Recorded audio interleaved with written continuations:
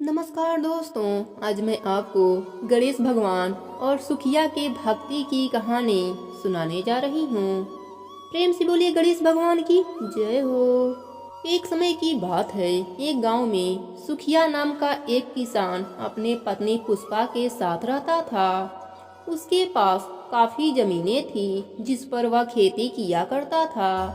सुखिया गणेश भगवान का भक्त था। वह सदा श्री गणेश का जप करता रहता था। सुबह शाम गणेश भगवान की पूजा करता। एक दिन वह अपने खेत में काम कर रहा था। शाम का समय था। उसी समय उसकी कुदाल मिट्टी में किसी चीज से जाकर टकराई। उसने काम रोक कर देखा पर उससे कुछ नहीं मिला। रात होने वाली थी तो वह घर आ गया। रात को सपने में उसे गणेश भगवान ने दर्शन दिया।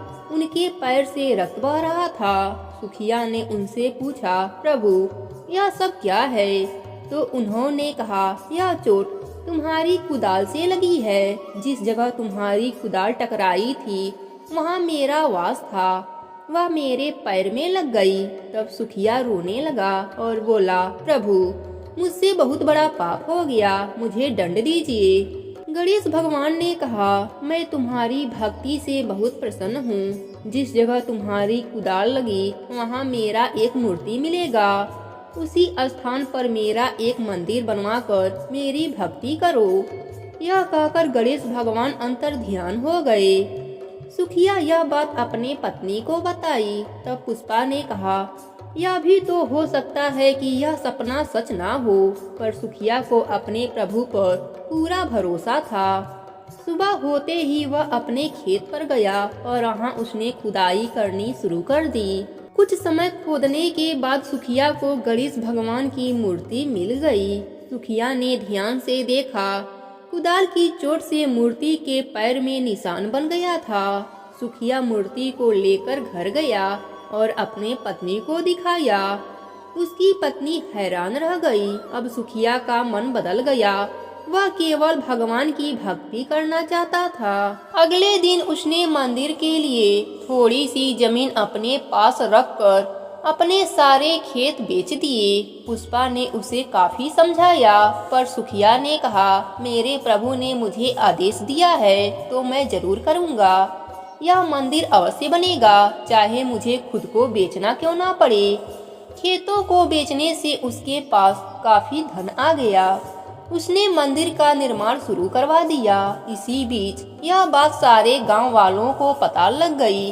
जब पूरा मंदिर बन गया और मूर्ति की स्थापना का समय आया तो गांव के लोग इकट्ठा हो गए और सुखिया से बोले, यह मूर्ति खंडित है, इसके पैर में कुदाल से निशान बना है, इसे हम मंदिर में स्थापित नहीं होने देंगे। मंदिर के लिए दूसरी मूर्ति लाओ और इसका विसर्जन कर दो। सुखिया ने कहा, यह मंदिर इसी मूर्ति के लिए बना है, मेरे प्रभु यहीं रहेंगे, यह भगवान का आदेश है। लेकिन गांव वाले नहीं माने और उसे एक दिन का समय देकर चले गए। सुखिया रोते रोते भगवान गणेश जी के मूर्ति के चरणों में ही सो गया।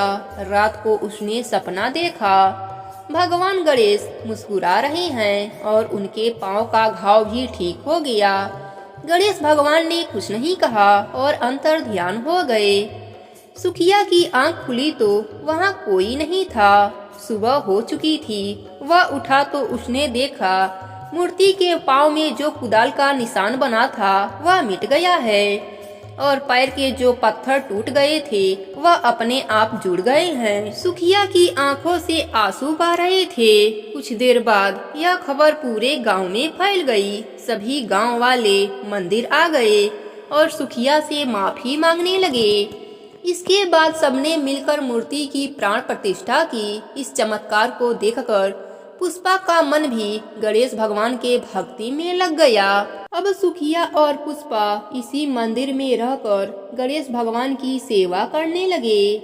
गणेश भगवान का चमत्कार दूर दूर तक फैल गया, जिससे मंदिर के नाम पर बहुत सारे चढ़ावे आने लगे। कोई अन्य दान करता, कोई धन दान करता, कोई जमीन दान करता। इस प्रकार सुखिया गणेश भगवान की कृपा से बहुत धनी व्यक्ति बन गया।